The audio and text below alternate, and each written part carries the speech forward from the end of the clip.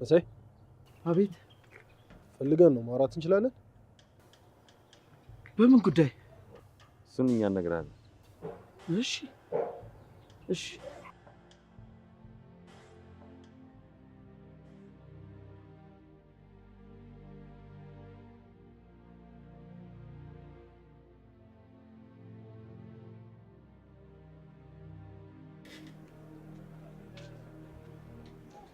ኢንስፔክተር በጣም ነው ማመሰግነው።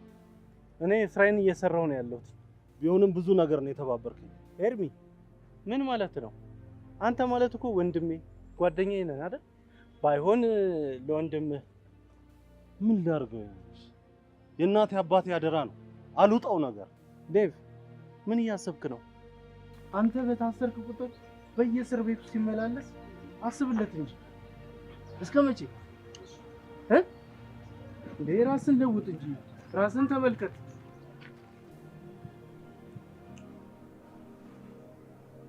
ቲኖ እንደዚህ የሚያስጨንቅ ነገር ነው እንዴ?